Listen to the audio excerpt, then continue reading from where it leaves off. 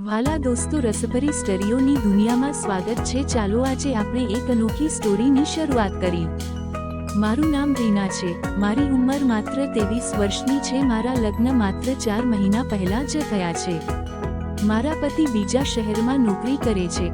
મારા સાસરિયામાં મારો 18 વર્ષનો દેવર રહેતા। મારી નજર મારા દેવર પર પડી અને તેની ઊંચાઈ મારી ઊંચાઈ કરતાં ઓછી હતી અને તેનું શરીર પણ પાતળું હતું, પણ તેનું કદ તેના શરીર કરતાં મોટું હતું। મારા દેવરનું નામ તાજ હતું અને આ વખતે તે કોલેજમાં પ્રાઇવેટ એડમિશન લીધું હતું, એટલા માટે તે આ દિવસોમાં ઘરે જ રહે છે અને મારા સસરા વૃદ્ધ હોવાથી હંમેશા તેના રૂમમાં આરામ કરે છે। આમ તો હું તાજને જોતી જ નહોતી, પણ જે દિવસે મેં તાજનો મોબાઈલ જોયો તે દિવસે મારી તેના પ્રત્યેની નજર બદલાઈ ગઈ અને તાજને લાગ્યું કે ઘરે કોઈ નથી, તેથી તે તેના મોબાઈલ સાથે રમી રહ્યો હતો અને તેના રૂમમાં વિડીયો જોતો હતો। વિડીયોનો અવાજ સાંભળતા મારી નજર તેના રૂમની બારી પર પડી તો મિત્રો, મારા હોશ ઉડી ગયા। છેલ્લા 3 મહિનામાં મેં પહેલીવાર આવા મોબાઈલના દર્શન કર્યા હતા અને તે દિવસથી મને તાજનો મોબાઈલ વાપરવાનું મન થયું। તે દિવસે મેં મારા પતિને પણ ફોન કરીને ઘરે આવવા માટે કહ્યું કે હવે તમે આવી જાવ, મારાથી આ સહન નથી થતું, હું પણ એક સ્ત્રી છું, ક્યાં સુધી આ બધું સહન કરું? પણ મારા પતિએ મારી પાસે માફી માંગતા કહ્યું, જો રીના, હું તારી બેચેની સમજી શકું છું, પરંતુ હજુ 2 મહિના સુધી મને રજા નહીં મળે, કારણ કે કંપનીએ કેટલા નવા પ્રોજેક્ટ શરૂ કર્યા છે, જેના કારણે તમામ કર્મચારીઓને ડબલ શિફ્ટમાં કામ કરવું પડે છે। તેથી 2 મહિના રજા મેળવવી અશક્ય છે। હજુ 2 મહિના રાહ જોઈ લે સોનું, પછી તો તને લઈને માલમાલ કરી દઈશ। આટલું કહીને તેણે હસીને કોલ ડિસ્કનેક્ટ કરી દીધો। પછી હું સૂઈ ગઈ। સવારે મેં બધા માટે નાસ્તો તૈયાર કર્યો અને તાજ માટે સ્પેશિયલ નાસ્તો રૂમમાં લઈને ગઈ। હું રાજના રૂમમાં ગઈ। મેં જો કે તાજ હજી પણ સૂતો હતો અને તેનો મોબાઈલ સાયલેન્ટ હતો। તેને જોઈને હું મારા પર કાબૂ ન રાખી શકી અને મેં તેને સ્પર્શ કરી લીધો। મોબાઈલને અડતા જ મારા શરીરમાં ઇલેક્ટ્રિક શોક લાગી ગઈ, પણ પછી મેં જોયું કે તાજ જાગી ગયો હતો અને મારી સામે જોઈ રહ્યો હતો। આ પછી હું ઝડપથી પાછો હટી ગઈ અને કહ્યું કે દેવરજી, હવે ઉઠી જાવ, સવાર થઈ ગઈ છે। આ પછી રાજે મને ગુડ મોર્નિંગ કહ્યું અને તેનો ચહેરો ધોવા ગયો। હું પણ ત્યાં બેસી વિચારવા લાગી કે કદાચ તાજ કંઈક જોયું નથી ને। પછી અમે બંને ભાભી અને દેવરે એકબીજા સાથે વાતો કરતા નાસ્તો કરવા લાગી।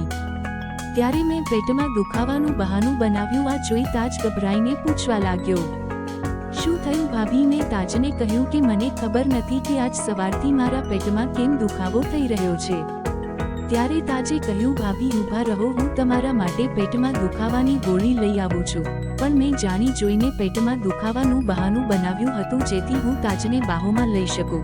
પછી મેં તેને રોક્યો અને કહ્યું, તાજ, મેં પેટમાં દુખાવાની ગોળી ક્યારની લઈ લીધી છે, બસ તમે મારું પેટ દબાવી આપો। થોડીવાર તે વિચારમાં પડી ગયો, પણ મારી પીડા જોઈને તે દોડીને બેડ પર બેસી ગયો અને મારું પેટ દબાવવા લાગ્યો। તેની નજર પણ અહીં અને તહીં જતી હતી। ત્યારે મારા સસરાના ઘરમાં આવવાનો અવાજ સંભળાયો તો મેં તાજને કહ્યું કે ઠીક છે, ચાલો હું રસોઈ કરું છું, આજે પપ્પાને બજારમાં જવાનું છે। આ પછી મેં રસોડામાં જઈને ભોજન તૈયાર કર્યું અને મારા દેવર માટે રોટલી તૈયાર કરી। ત્યારે તાજ પાછળથી રસોડામાં આવી રહ્યો હતો। તેને જોઈને મેં પહેલેથી જ મારું પલ્લું નીચે કરી નાખ્યું।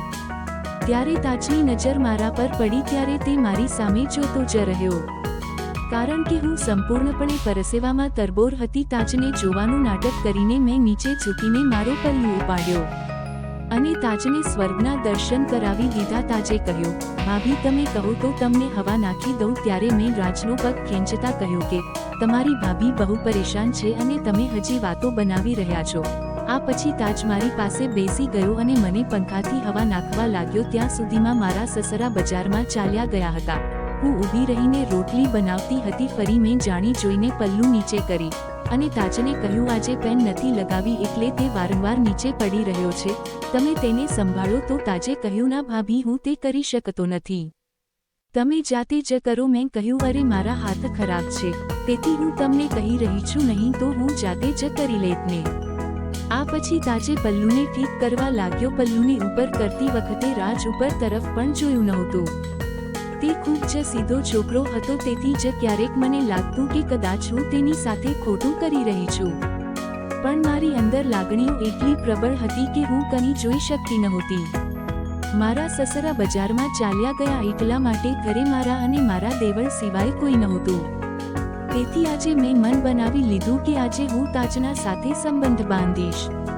પણ તાજ હજી મારી સાથે એ રીતે જોઈ રહ્યો ન હતો. આજે આખો દિવસ તાજને પાછળ ફરતી રહી અને તેને ફસાવવાનો પ્રયાસ કરતી રહી, પણ તાજનો દિમાગ માત્ર ઉપર નીચે જ રહી જ હતો. તે મારી સાથે આવી વાત કરતા પણ શરમાતો હતો. સાંજે મેં બંને બેસીને જમતા હતા ત્યારે તાજે આખરે મને કહી જ દીધું કે ભાભી, લાગે છે કે આ દિવસોમાં તમારી તબિયત સારી નથી, એટલા માટે તમારે થોડા દિવસ ભાઈ સાથે રહેવા જવું જોઈએ. અહીં હું બધું સંભાળી લઈશ. આ સાંભળી મારી આંખોમાં આંસુ આવી ગયા. રાજને કહ્યું, બસ કરો હવે, રહેવા દો. છેલ્લા 2-3 મહિનાથી હું કેટલી પરેશાન છું તે કોઈ જાણતું નથી. ના તમારા ભાઈને મારી ફિકર છે, ના તમને મને રડતી જોઈ. તાજ મારા આંસુ સાફ કરવા લાગ્યો અને પછી તાજને ગળે લગાડી અને હું રડવા લાગી. મને ખબર છે શું બોલવા લાગી. હું તાજને કહેવા લાગી કે મને તમારામાં તમારો ભાઈ દેખાય છે, તેથી જ ક્યારેક હું તમારી પાછળ ફરવા લાગુ છું. પ્લીઝ ખરાબ ન માનતા. તાજ કહેવા લાગ્યો, ભાભી તમારી વાત મને કેમ ખરાબ લાગે? તમારા જેવી પત્ની તો નસીબવાળાને જ મળે છે. તાજનો હાથ પકડીને તેને રોક્યો અને પૂછવા લાગી કે તો તમે મારાથી આટલા દૂર કેમ જાઓ છો? શું હું તમને સારી નથી લાગતી? હું તમારી ફ્રેન્ડ જેટલી સુંદર નથી? તો તાજે કહ્યું, ના ભાભી, એવી કોઈ વાત નથી. મારે કોઈ ફ્રેન્ડ પણ નથી. એટલે મેં મારું માથું તેના ખોળામાં મૂક્યું અને કહ્યું, તો મને બનાવી લ્યો. કેમ એટલે તડપાવો છો? તમે તમારા ભાઈ જેવા છો તો તે મારી વાત સાંભળશે. તમે તો તાજે કહ્યું, પણ ભાભી, તમે તો મારી ભાભી જ છો અને આ ભાભી સાથે આવું કરવું ખોટું છે. આજે મારું રડવું તાજ માટે થોડું ભાડે હતું અને તેથી તે મને તેના હૃદયની બધી વાત કહેવાનું શરૂ કર્યું. તેણે કહ્યું, ભાભીજી, હું તમને જોઉં છું ત્યારે મારા શરીરમાં પણ કરંટ દોડવા લાગે છે. તે દિવસે જ્યારે મેં તમને પરસેવાથી લથપથ જોયા હતા ત્યારે તમારી સાથે આટલું કહીને મારું મન બેચેન થઈ ગયું. મેં તેને કહ્યું કે મને આગળ તો જણાવો. આજે હું તમારી પાસેથી બધું સાંભળવા માંગુ છું. જો તમે મને આ પહેલા કહ્યું હોત તો હું ક્યારની તૈયાર થઈ જાત. પછી હું ખુશ થઈ ગઈ. હું પલંગ પર બેસી ગઈ અને મેં કહ્યું, અરે દેવરજી, તમે તો હજી બાળક છો. ત્યારે તાજનો ચહેરો લાલ થઈ ગયો અને તે શરમાઈને નીચે જોવા લાગ્યો. તો હું હસવા લાગી અને તેને કહ્યું, ચિંતા ના કરો, મને અને તમને બંનેને ખૂબ મજા આવશે. હવે જલ્દી તૈયાર થઈ જઈએ. ત્યારે અચાનક ઘરનો દરવાજો ખોલ્યો. બેલ વાગ્યો. તાજને કહ્યું કે થોડીવાર રહો. ત્યાં કોણ છે? કદાચ બાપુજી આવ્યા હશે. પણ હું બહાર ગઈ તો મને આશ્ચર્ય થયું, કારણ કે મારા પતિ ત્યાં ઊભા હતા. મેં કહ્યું, તમે? તેણે કહ્યું, હા મારી રસમલાઈ, હું જ. આજે તારો પતિ સાક્ષાત પ્રગટ થયો છે. પંચે દરવાજે મને તેના ખોળામાં ઉંચકી લીધી. મેં કહ્યું, ચાલ હું તને દિવસના તારા બતાવું. તને 3 દિવસ સુધી હું શ્વાસ પણ નહીં લેવા દઉં. મેં કહ્યું, છોડો છોકરાઓ, આવી હરકતો તો બંધ કરો. મને નીચે ઉતારો. તાજ આવી જશે. તે મને સીધી તેના રૂમમાં લઈ ગયા. થોડા સમય પછી મેં તેના માટે ભોજન તૈયાર કર્યું અને ત્યાર પછી ફ્રેશ થઈને પાછા આવ્યા. તાજ પણ તેને મળ્યો અને અમે ત્રણેય ભોજન કર્યું. મેં તેને પૂછ્યું કે તમે તો કહેતા હતા કે આગામી 2 મહિના સુધી અમને રજા નહીં મળે, તો પછી કેવી રીતે આવ્યા? તેણે કહ્યું કે હું ફક્ત તારા માટે જ આવ્યો છું. જમ્યા પછી અમે બધા આરામ કરવા લાગ્યા અને સાંજ સુધીમાં સસરા પણ આવી ગયા. તેથી દરેક ખૂબ ખુશ હતા. પંચે પણ તેની ઘણી વાતો સંભળાવવાનું શરૂ કર્યું અને રાત્રે ભોજન કર્યા પછી અમે સૂઈ ગયા. મેં રાત્રે પંકજ સાથે ઘણી વાત કરી અને તેણે પણ મને ઘણી બધી વાતો કહી. પરંતુ દિવસ દરમિયાન થાકી જવાના કારણે તે માત્ર અડધો કલાક જ શક્ય હતું. પરંતુ તે અડધા કલાકમાં મને સ્વર્ગ જેવું મહેસૂસ થાય છે. પંકજ 5 દિવસ હજી ઘરે રોકાવાના હતા અને આ 5 દિવસમાં તેણે મારી હાલત ખરાબ કરી દીધી. પછી હું બરાબર ચાલી પણ શકતી નહોતી. આ 5 દિવસ ક્યારે વીતી ગયા એ ખબર જ ના પડી. જો કે પંકજ માત્ર 3 દિવસની રજા પર આવ્યા હતા, પરંતુ મેં તેને 2 દિવસ વધુ રોકાયા, કારણ કે હવે મને ખબર નથી કે તે ક્યારે પાછા આવશે. પંકજ પાછા ચાલ્યા ગયા હતા અને હું પણ ખૂબ ખુશ હતી. પરંતુ આ 5 દિવસ દરમિયાન હું તાજને ભૂલી ગઈ.